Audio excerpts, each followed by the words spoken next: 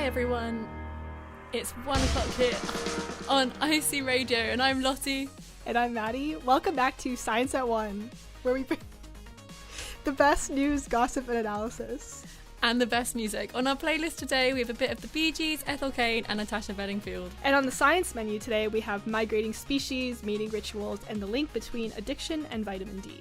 Not only that, but we will find out the link between climate change and hay fever, as well as, of course, keeping you up to date with the latest in the world of science news. That's all coming up here on Science at 1.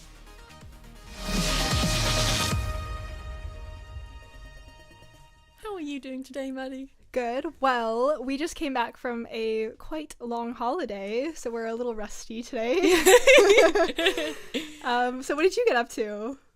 I got up to lots of things. I passed my driving test, which was a long time coming. It's very exciting. Thank you. Have you gotten to drive as a newly licensed driver yet? A little bit. Not very well. Still very rusty. And yeah, I also went to Wales, saw lots of sheep, which is very nice. Obviously, lambing season is here, so all the lambs are out and about. Is it Wales where there's more sheep than people? Yes. Yeah, I saw lots of sheep and lots of lambs. And probably more sheep than people. Yeah. Get to frolic in the hills with sheep. The dream. Absolutely. No, it's very nice in the mountains. Felt very springy, which is very nice for our theme today, being spring. Yes, and hopefully with the music today, well, some of the music, some of it's a little bit moody today, but the kind of more upbeat stuff will hopefully get us all a bit awake and kind of ready for this time of year. Absolutely. Well, let's get started. Let's get into our first song today, and that's Cut to the Feeling by Carly Rae Jepsen.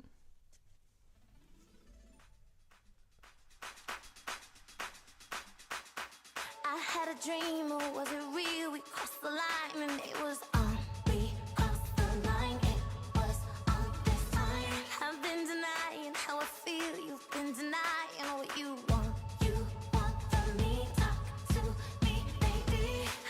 Some satisfaction, take me to the stars, just like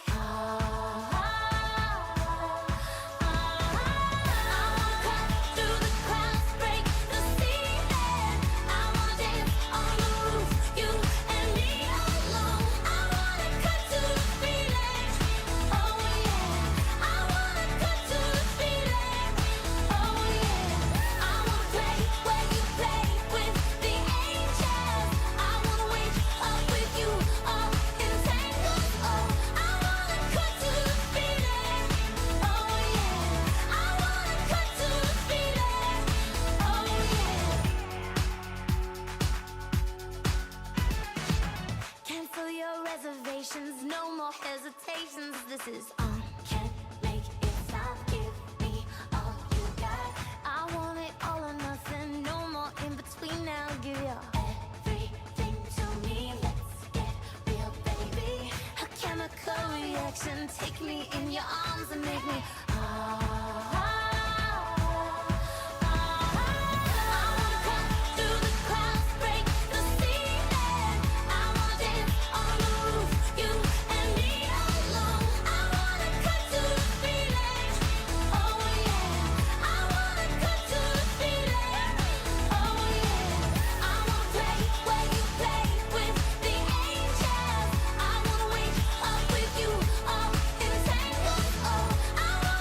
to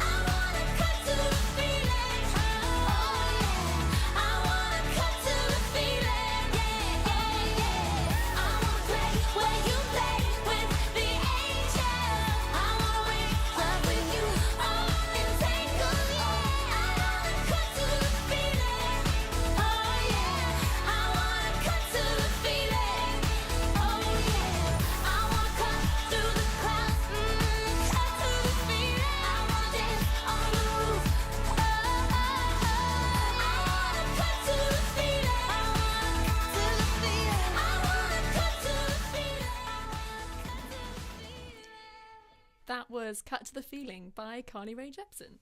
So next with us, we've got Georgia here to talk about migrations. That's right. Thank you guys for having me.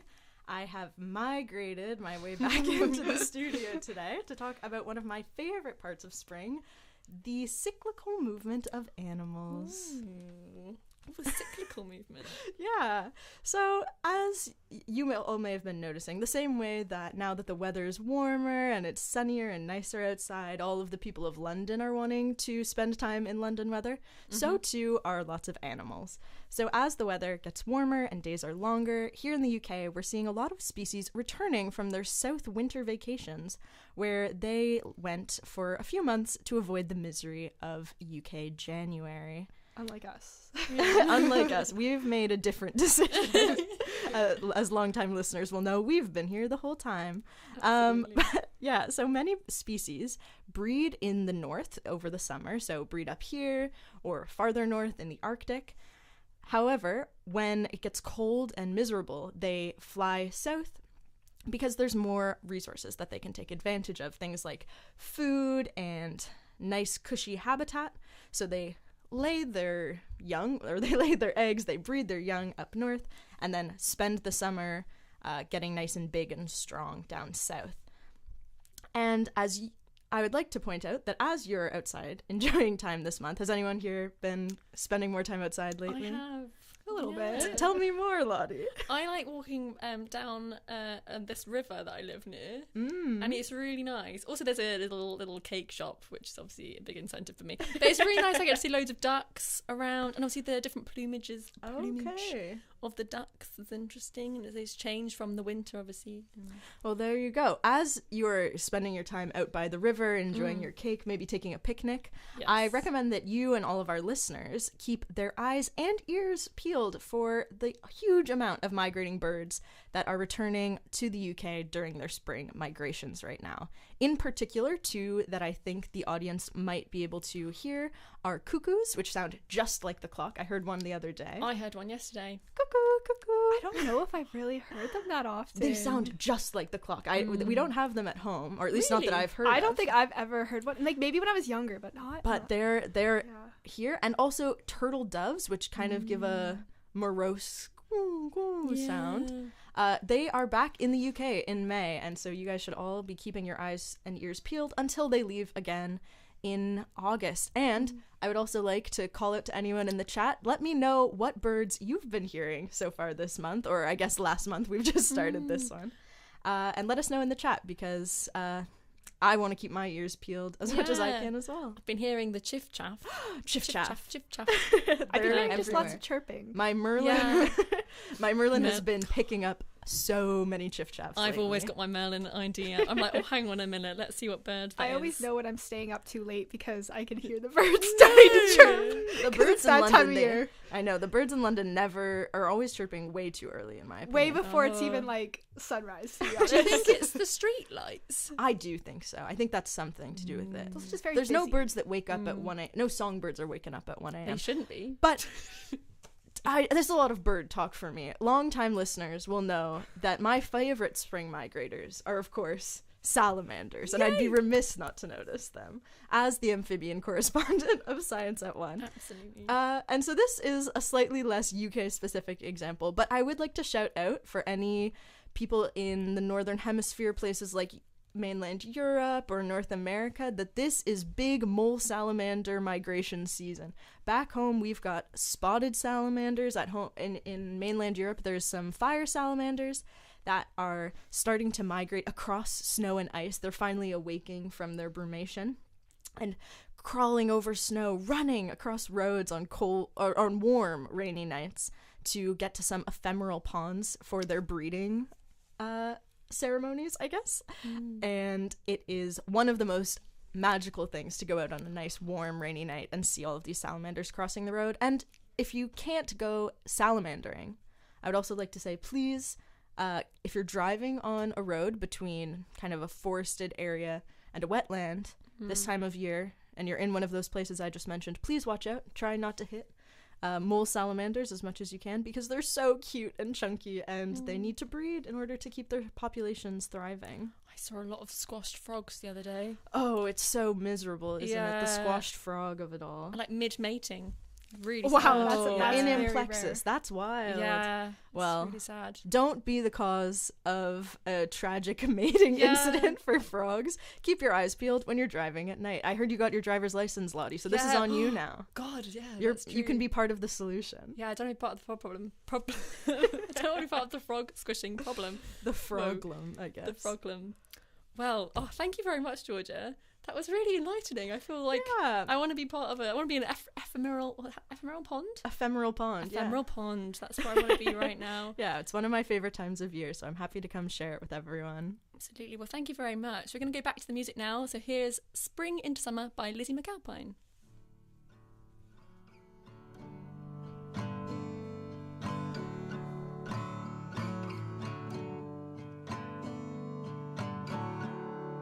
Spring into summer and the winter's gone. I try to hold on to it, but the current's too strong.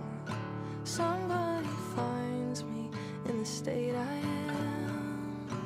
Love you like I mean it when I know I can't.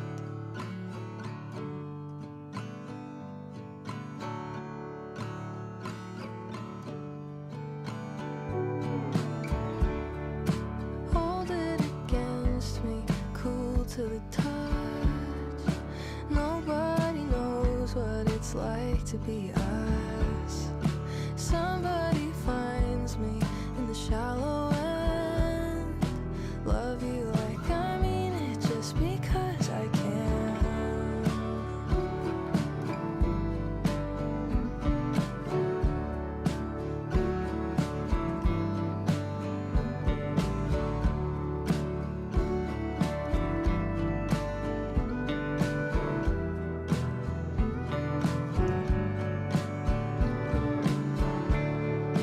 Bridge over water, I'm jumping on. Taking a picture of all the people close to us. Head below the surface, almost never certain of the truth. I'm always forever running back to you. Running back to you. Running back to you. You're always gonna be someone that I want. We have too many years between us. If I could jump into the past, I'd only change one thing. I'd never hurt you first.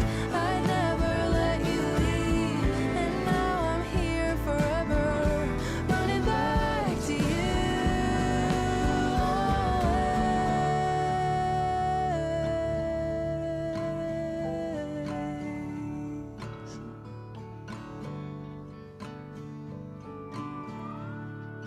Summer is falling, it's a distant dream.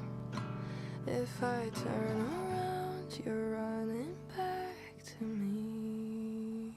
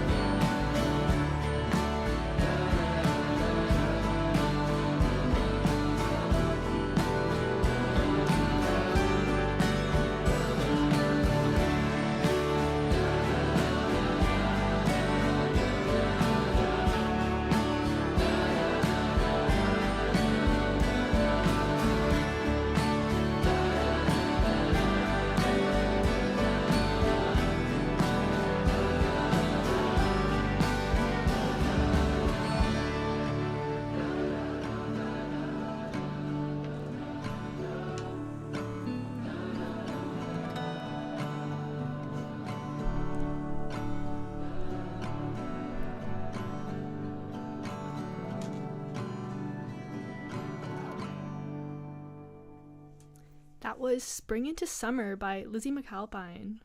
Great song. I really enjoyed that song. I've not heard that song before. Really? I feel like it's quite popular on TikTok. Yeah, that's where I heard it. That's the only time I've heard it. Unfortunately. I'm not on TikTok, so... Me neither. I had it Well, on I think it's on like Reels. Instagram Reels. So, Yeah, you know, yeah. it's all the same thing at this point. True. It's true. I am on the reels. Aren't we all? But it's been really nice and sunny recently, so we've not had to spend as much time on the reels. No, for sure. Um, Well, I've been spending time on Reels in the sun. Oh, fair enough. Or in the evening. Or when in it's the dark. evening. Yeah. And we True, have it's true. every Middle no of the night. excuse to not be on our phones. Well, Matt, what are you here to talk to us about today? So I'm here to talk about the link between addiction and vitamin D, and it's great that we've been talking about how sunny it's been actually. 'Cause have you guys noticed any changes in your moods with the sun?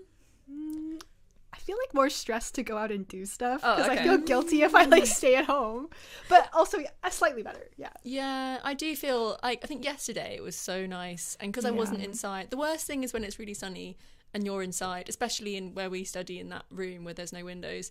Yeah. but- a walk home is quite nice. too. Yeah. For long-time listeners, if you know the room we're talking about, Yeah, if you know, it's you just know. bright yellow and no windows, and it's quite stuffy. quite Yeah. stuffy, no fans.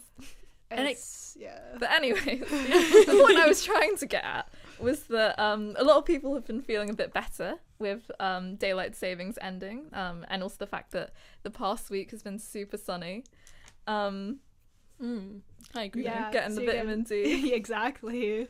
And I think there's been a bit of an awareness, at least in my opinion, that vitamin D levels can sort of influence your moods. Yeah, you find like a lot of, well, I don't know if they have them here, but at my old university they had like sun lamps and things. Oh, okay. For if you're studying in Interesting. the winter. Yeah, my boyfriend has even now, for some reason, he still has a sad lamp, and he just sort of sits in Oh yeah, front of that's it what they're like called. Yeah, Well, he is a exactly. medical student. He is so. a medical student, so that'll be why. And he just sort of is like a gecko, just like, yeah. And you get obviously supplements as well Yeah. in the winter or in Nordic countries. Yeah, for sure. So, we don't actually really know how vitamin D can sort of boost your mood. It actually has a lot of different functions. For example, it's important for you to take in vitamin D so that you can actually absorb calcium. But we think in the case of like moods that vitamin D can help regulate the production of serotonin, which is a super important neurotransmitter in the brain. And a systematic review found that taking vitamin D supplements can actually boost your mood in healthy participants. Ooh. Yeah, so moral of the story, get out in the sun and take some vitamin D supplements if you're not able to get out. Yeah, for sure. But there's also another reason for making sure that you get enough vitamin D.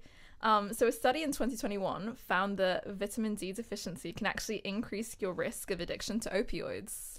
So being deficient in the vitamin D increases your risk of it. Okay. Okay, I'm following with you. So the study by Fisher and colleagues analyzed human health data and animal models. So essentially they compared normal laboratory mice with mice that were deficient in vitamin D. So they were either kind of bred to have lower levels of vitamin D, or they just were given diets that don't contain any vitamin D. And they were also given morphine. So the vitamin D deficient mice continued seeking out more morphine, while this kind of behavior was less common among the normal mice. And when the researchers like fully took the morphine away from the mice, the vitamin D deficient mice were actually much more likely to develop withdrawal symptoms. Wow, that's really interesting. So does the same thing happen in humans or just the mice? So Fisher and colleagues also analysed a few patient health records, and they actually found that people with lower levels of vitamin D were more likely to use opioids. So that does seem to mirror the results that they were finding in their animal model studies. So what's the outcome of this study been? There been any effects? Yeah, so the implication sort of is that, well, the good news is that when Fisher and colleagues corrected the levels of vitamin D in the mice, in the vitamin D deficient mice, the responses to morphine were actually normalized. So they reacted the same way as the control group of mice. And that could mean that we have a new, fairly low-cost way to help treatment for people undergoing rehabilitation for an opioid addiction. Wow. fascinating. That I think is also just like super important research for nowadays.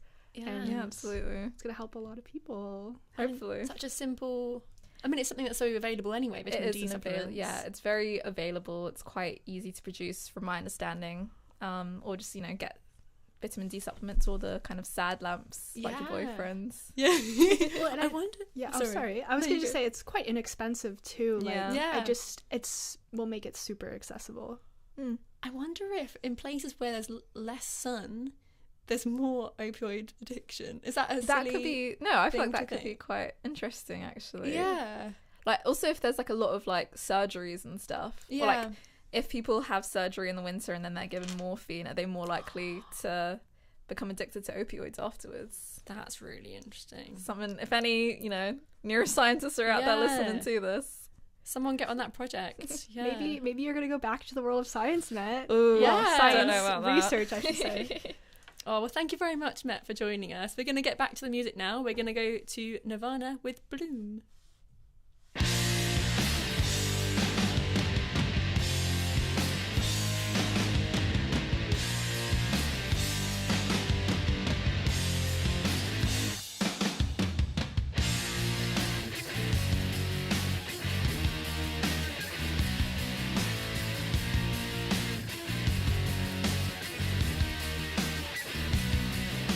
Sell kids for food.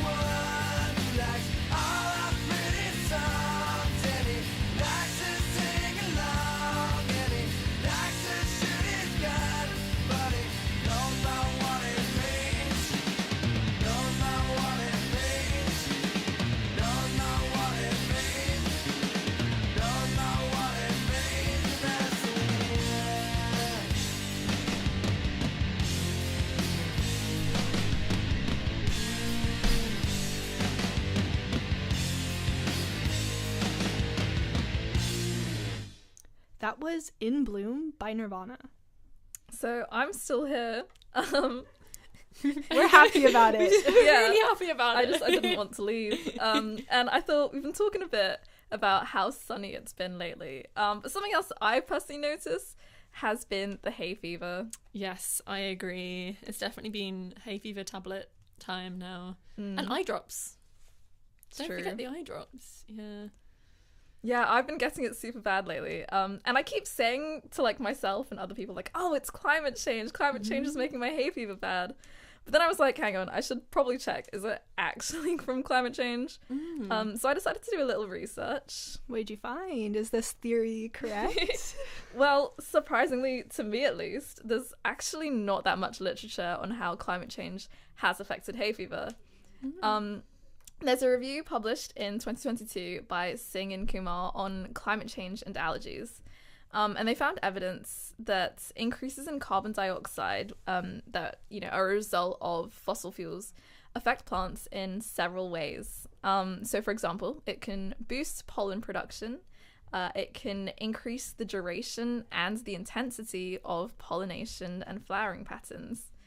And it can also alter the allergen content of pollen grains. That means it will make them more able to give you an allergic reaction because of the types of substances and bioactive components in them. Ooh, that's very interesting. Yeah. So essentially, we do think that there is something between, a link between climate change and hay fever.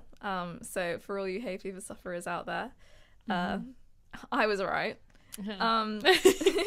But also, I found, or the study found, that because of climate change and, the sort of changing temperatures and climates, I guess, this can lead to the emergence of new pollen species in new locations that they're not, endemic to. So those plants didn't really exist before in these areas, but now they do, and, Yeah, so that would mean people maybe suffer from it more because they haven't got any inbuilt resistance to it, maybe? If you've got, potentially, if there's something that you're not, your body's not built to respond to, and then all of a sudden you've got this new plant come in. I know for me, like, I've noticed that I'm specifically allergic to cherry blossoms. Oh, that's such a shame. Wow. I know. I can't go to Japan and blossoms. Can you like suck it up with like medication for a little bit? Yeah, I probably could do if I got like the eye drops and the antihistamines. But my school used to have a bunch of cherry blossoms lining our roads, and like during that season, just not be very fun. Yeah. Oh, but I've noticed also in cities, is hay fever different in cities to the countryside? Because I'm from the countryside, but I don't know. I think when I'm here, it's worse. Yeah, for sure. We did find, the study did find that pollution can impact the kind of levels and the experiences of hay fever, because some of the components in pollution can sort of increase inflammation in your body and make allergic reactions worse. And so that might be why, when you go from countryside to the city, your reactions might be more severe. Well, that's certainly something for all of us to keep in mind, and hopefully if you suffer from hay fever, that you are doing okay this season. It's certainly another reason that we should limit our fossil fuel consumption, because otherwise you just won't be able to stop sneezing. So true, I love that. Thank you so much, Met. And up next is Unwritten by Natasha Bedingfield.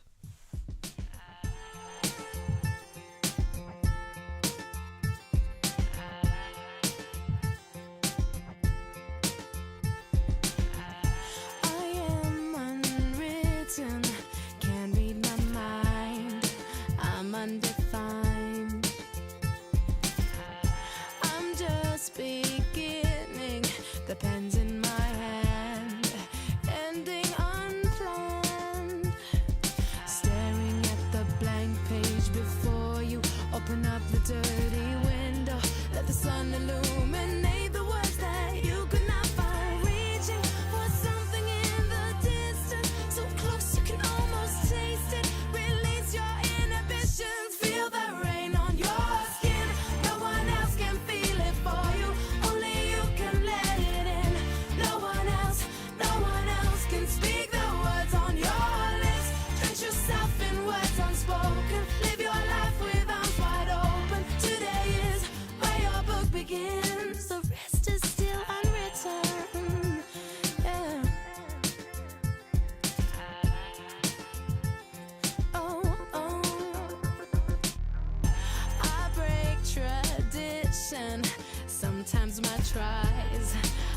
inside the line. We've been conditioned to not make mistakes, but I can't live that way. No. Staring at the blank page before you, open up the dirty window, let the sun illuminate the words that you could not find. Reaching for something in the distance, so close you can almost taste it. Release your inhibitions, feel the rain on your skin. No one else can feel it for you, only you can let it in. No one else can speak the words on your lips. Drench yourself in words unspoken, live your life with arms wide open. Today is where your book begins. Feel the rain on your skin. No one else can feel it for you, only you can let it in. No one else can speak the words on your lips. Drench yourself in words unspoken, live your life with arms wide open. Today is where your book begins. The rest is still unwritten.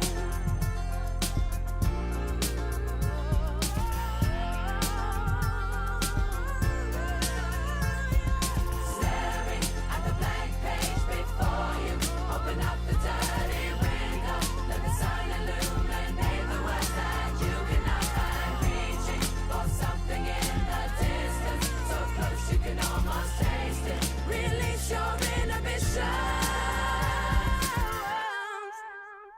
Feel the rain on your skin. No one else can feel it for you, only you can let it in. No one else can speak the words on your lips. Drench yourself in words unspoken, live your life with arms wide open. Today is where your book begins. Feel the rain on your skin.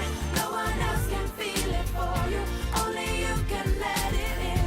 No one else can speak the words on your lips. Drench yourself in words unspoken, live your life with arms wide open. Today is where your book begins. The rest is still unwritten.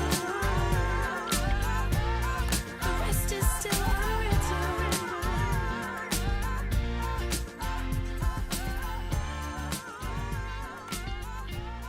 The rest is still unwritten.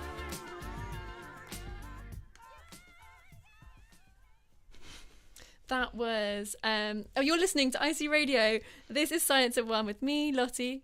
And me, Maddie. And still to come is some science news, weird mating rituals, and a game debunking some common claims about allergies. And shout out to Tiernan in the chat. We love our loyal listeners here at Science at One, so please keep on writing in your thoughts on the show so far. Also, I'm not gonna lie, this made me laugh. We also have Watu, I think is how you say it in our chat. So shout out to them. We also have someone else, I think, is that Lilia? I can't tell who that is. Okay, well, we've got someone else in the chat. I'll shout you out later. But if you want to get in touch with us outside of the chat, you can email us via science19@gmail.com. And so that's science19 as in the number, and 1 is spelt. So we've got science9@gmail.com. Perfect. So let's get on with the shows. Up next, we have One Morning in May by James Taylor. One morning in May, I spied a young couple, they were making their way. One was a maiden, so bright and so fair, and the other was a soldier and a brave volunteer. Good morning, lady, I'm going out walking on the banks of the sea, just to see the waters glide and hear the nightingale sing. Now they had not been standing but a minute or two, when out of his knapsack a fiddle he drew, and the tune that he played made the valleys all ring. Fair maiden, 'tis time to give o'er. Oh no, kind soldier, please play one tune more, for I ride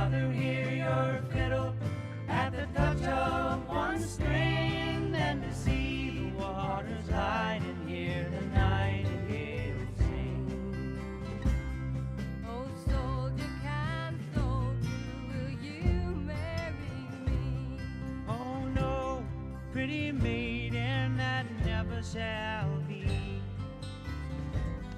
I've a wife now in London and children twice 3. 2 wives and the army's too many for me. Well, I'll go back to, I'll think of you, my little dear. And if ever I return, it will be in the spring, just to see the waters glide and hear the nightingale sing. To see the waters glide and hear the nightingale sing.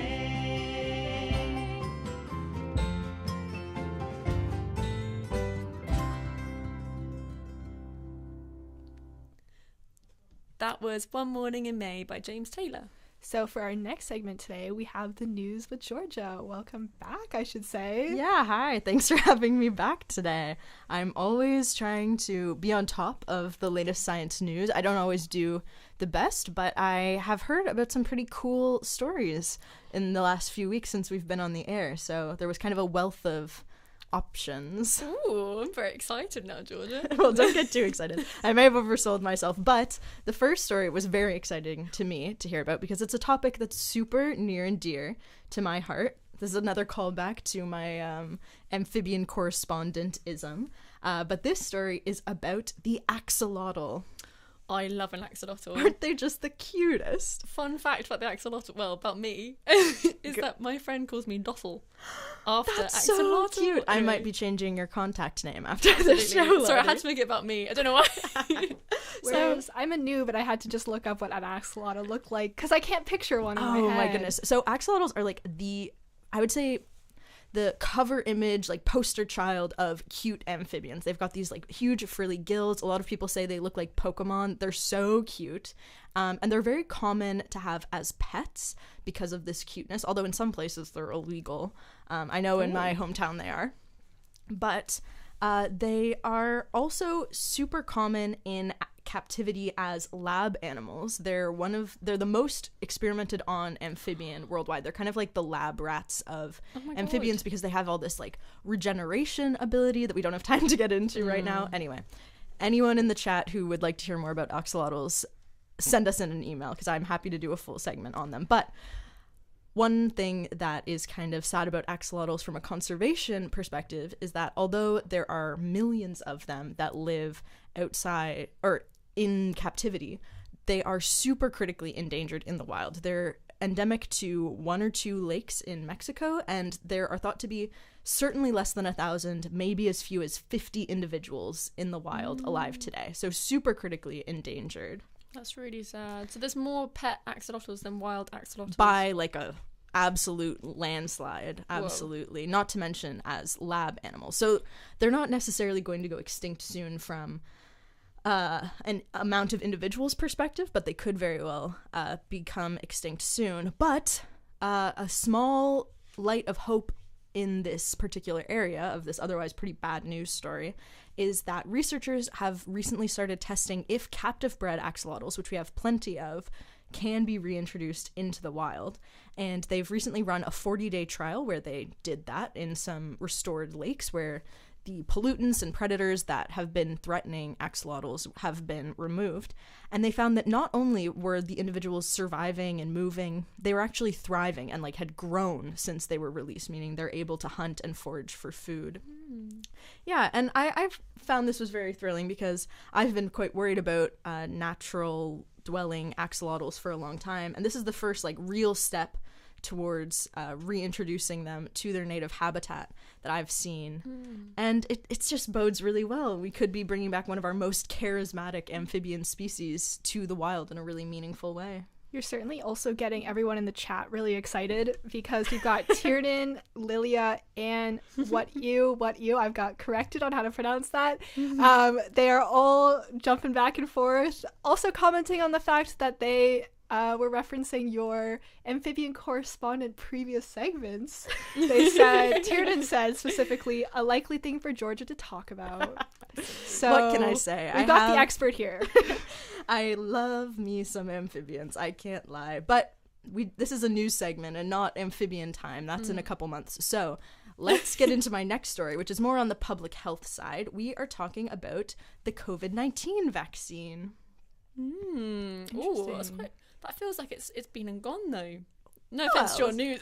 Your news. Sorry, I George. suppose so. This is more about research that has happened on the COVID-19 Oh, vaccine okay. afterwards. So this is something that I know my family, my friend groups have talked about before. If you prefer to get vaccinated in your dominant arm or your non-dominant arm, what do you guys usually go I for? think I did my dominant because it like gets really heavy with that vaccine. But normally, like if I take blood, I use my non-dominant. So it Yeah. was just like because I knew it was gonna hurt. Yeah. It's a Same. big, I did it's a that. big debate I found, but there's some research that says that when you're getting a vaccine like the COVID-19 vaccine that has boosters as a part of their immunization process, it is not necessarily important to go with your dominant or non-dominant, but they do recommend that you make sure your repeat doses are all given in the same arm, because the peak immune response comes twice as fast when you repeat the arm as it would if you alternated arms between doses, because your immune system is more primed to react to the vaccine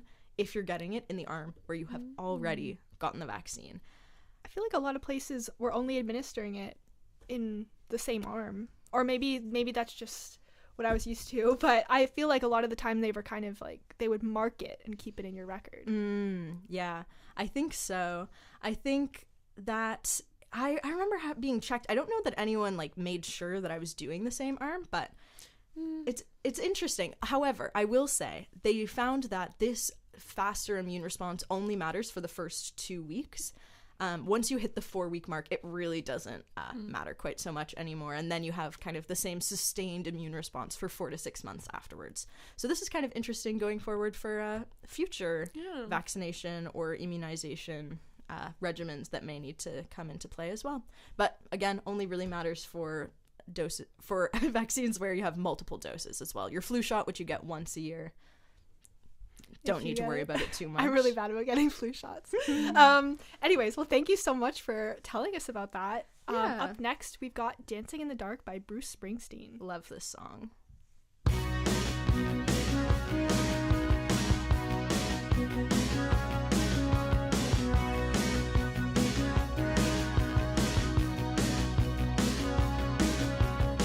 I get up in the evening and I ain't got nothing to say. I come home in the morning, I go to bed feeling the same way.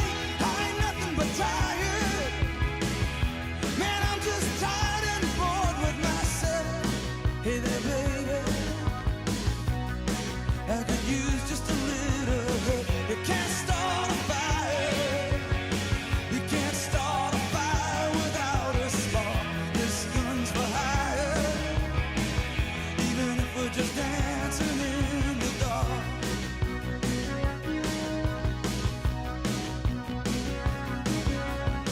Messages keep getting clearer.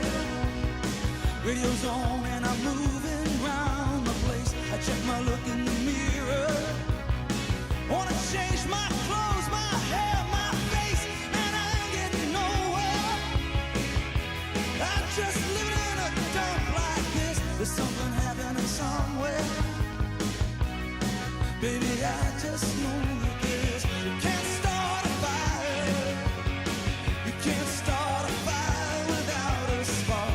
This gun's for hire, even if we're just dancing in the dark.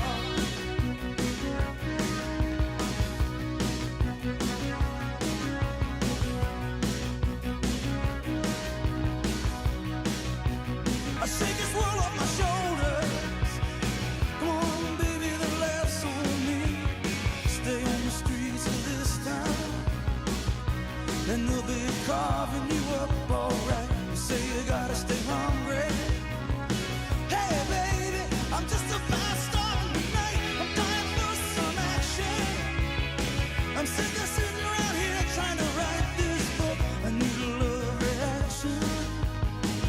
Come on, baby, give me just one look. We can't start a fire, even if we're just dancing in the dark. We can't start a fire, worrying about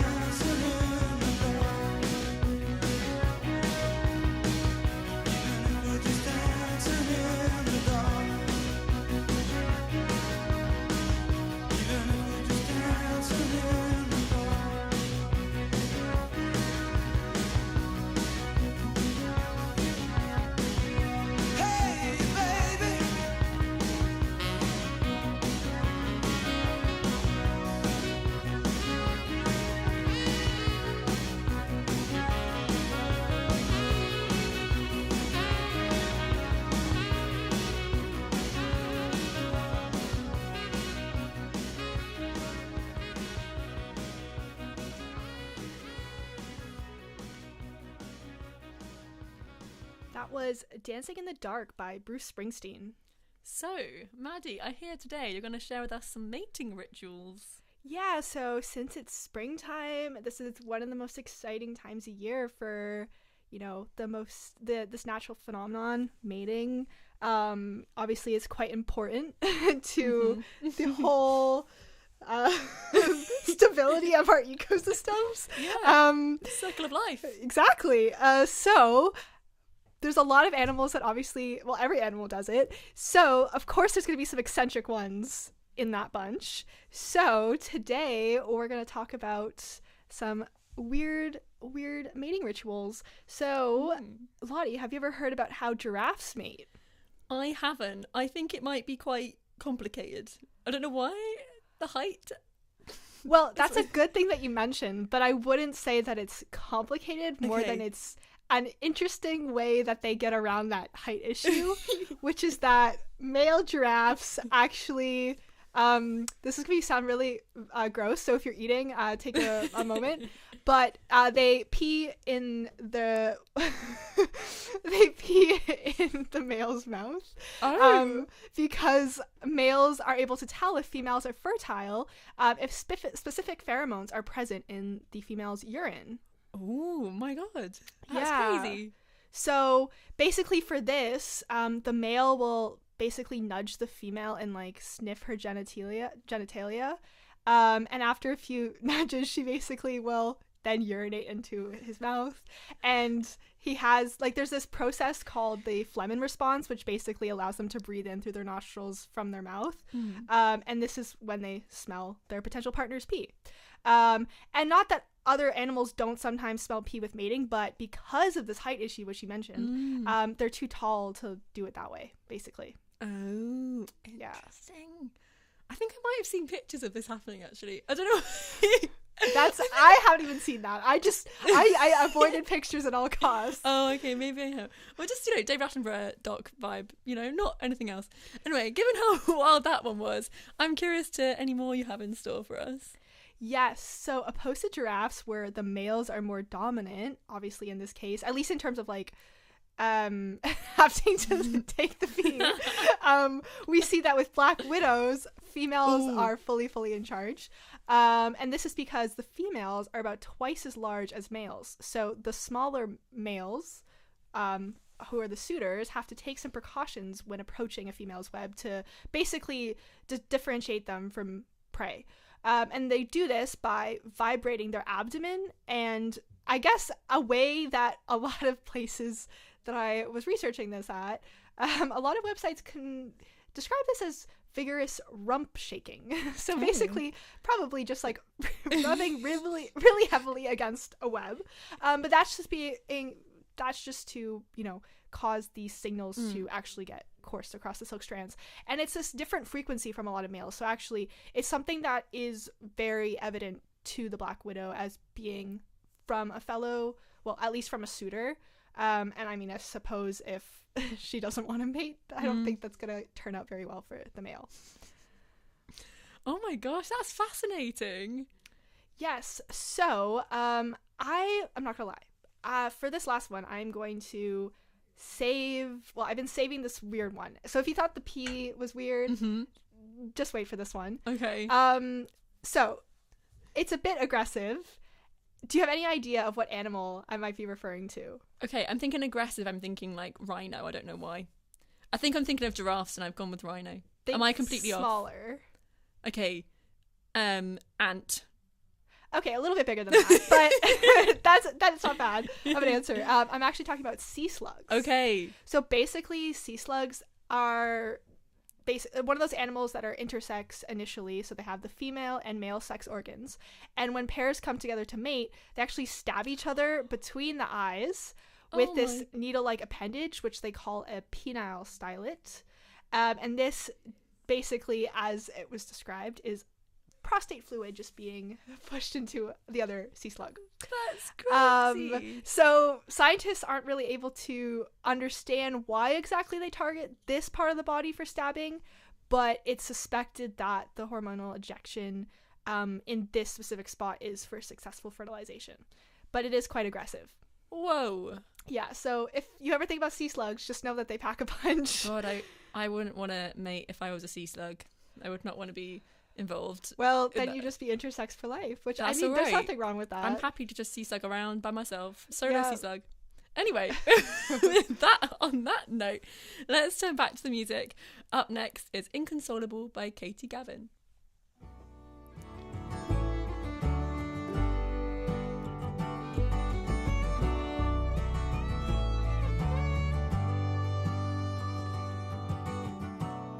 You said stay with me and we'll fall asleep. I was sitting on the couch and I put my hood up.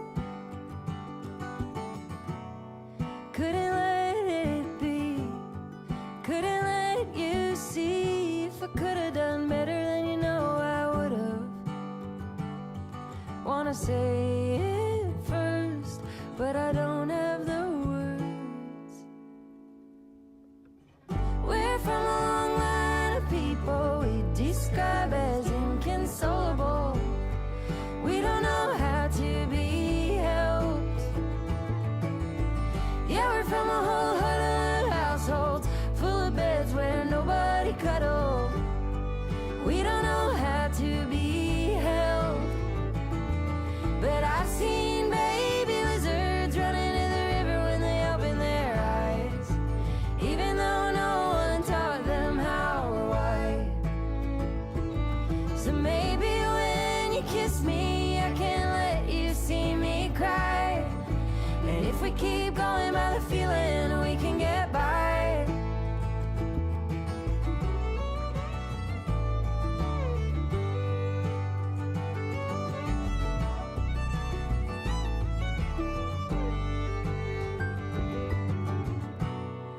You do it too. When you're in a mood, you go hiding in your house, trying to be your own savior. Why can't you see I love you even when you're acting out on your worst behavior? But I know why you won't let me inside. We're from a long line of people we describe as inconsolable. We don't know how to be helped. Yeah, we're from a whole hood of households full of beds where nobody cuddled.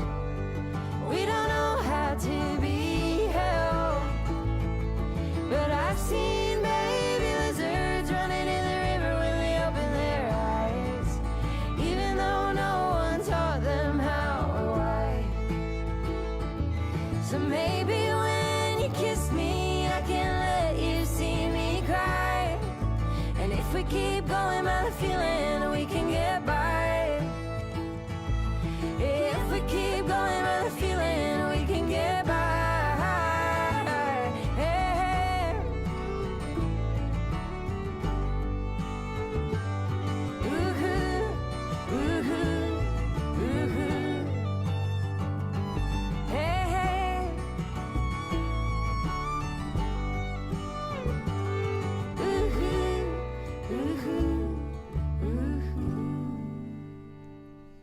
That was Inconsolable by Katie Gavin. Up and you tell us what's in store. Well, we also are joined with Met and Clara. Hello. So we're gonna have It's also Clara's debut. Yeah, I'm excited to be here. So this is an easy way to have a debut.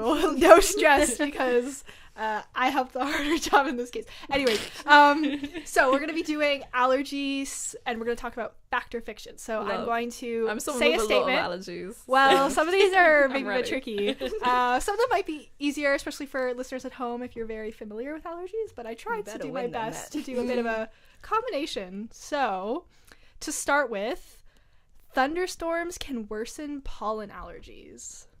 Are we gonna gonna say go. our thought process? Yeah. So I won't tell you if it's right or wrong Okay. Okay. until you guys kind of Okay. maybe. I feel like that's a Room. fact Yeah. because a thunderstorms, don't they like charge ions and stuff in the air? Scientific. I was then. thinking less Oh. scientific, that it like blasts the plants and I was more also pollen thinking gets that, released. yeah, that too. So I'm notoriously really bad at games. I just copy everyone else, but I'm trying to be like, I have my own brain. I think it's, yeah. Have your own brain I that agree goes with with the that. thing. So it is true, but not for the reason that you said. No. That's So so close. actually what happens is you're sort of correct, Clara, but not about like blowing up plants. It's more that they help to disperse these large pollen like particles and they actually break them into like smaller pieces, and these smaller pieces are more easily airborne, so you'll That makes sense. actually take in more. So this also, like the humidity, increases the presence of mold spores, which a lot of people also have intense reactions to. So yeah, so avoid thunderstorms. Exposing children to high levels of pollen when they are first born can increase their likelihood of developing allergies. I think false.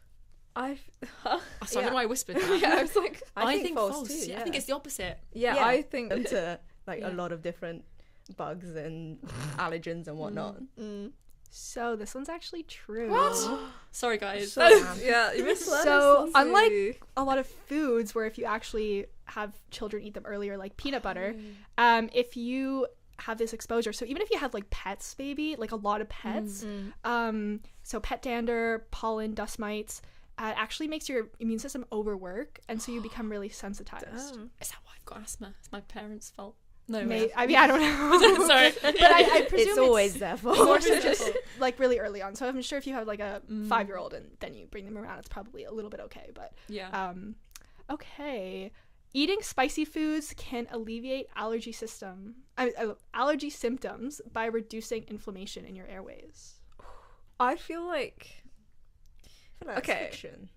well, but if you eat a hot pepper, right, your nose starts running, everything can get Oh, cleared it's like blocked. flushing it out. Do you know what I okay. mean? That's my thinking. It can flush stuff out. Yeah, I don't I know. agree with Matt. So if your thought process is if you have a really bad allergy day and you eat spicy foods, you're gonna be fine by the end of the day. I feel like it could also make it much worse. to That's be like fair. If the- I'm already like the- suffering and then the I add a burning hot pepper on it. Yeah, sensation, or like your lips are swelling slightly. it's true. I feel like it can't get worse. You know, I mean, it might can as as well. well. You're just I'm having a a bit gad. worse experience, and so the allergies are less bad by Yeah. comparison. It's true. Well, so this is kind of a bit of a trick question because it does provide temporary relief, but not permanent relief. Like, or like not, for the whole day. So they actually do help like reduce the overall inflammation. So if you were having a bad flare up, it probably would help you a little bit. But at the end of the day, it's pollen or mold that are causing you to be irritated. So spicy food's only going to do a little bit. So I have one last one for you guys. Okay. And this Oh, one, I nothing. feel like people will probably mention a little bit. Or actually, you know what? I'm going to go with one that is a little bit more rogue Oh. to end with today. Some people allergic to pollen may also have an intolerance to alcohol, especially wine. I'm gonna go with facts. I mean, from personal experience, I can probably maybe fact. Because it's all about like histamine, isn't it? Histamine yeah. receptors, histidine receptors. Yeah, that's literally the reason. Oh, Yeah. you See, all the allergy expertise you've Oh got. no, it's the neuroscience degree. Yeah, so it's particularly like red wine where you would have the Yeah. most intense response. So if you are someone who's prone to really severe allergy symptoms, maybe don't go out drinking. Oh my god, I am. Or at least all adding avoid. up. It's all adding up. maybe just like go slower or avoid red wine for sure. I don't drink red wine, to be fair. So hey, Oh, thank you. Well, I don't know who won then. I think it was a very mutual game. I feel like it was very much yeah, a good it was time. collaborative. Yeah, Yeah, you I like guys that. really debated. Oh, look at us go. Oh, well, I think that's all we have time for today. Thank you very much, everyone, for Thank you. joining. Thank you. I hope everyone feels nice and springy now. Yeah, and thank you for joining us all to talk about spring and specifics. Lottie, any final thoughts for our viewers? Anything that struck your fancy today? Just get outside and try and find an axolotl if you can. Maybe it's hard to find. If not, try and find a sheep. Don't squish an axolotl if you find it. Don't squish any axolotls. Or any salamanders. Or anything at all. Just don't squish. Any amphibians for the matter. We can't upset Georgia. Georgia Exactly. is staring at us in the studio, telling us Yeah. very sternly not to do that. There goes my weekend plans. Well, with that, we will see you in next week's show. I'm Maddie. And I'm Lottie. Thank you for joining us at Science at 1.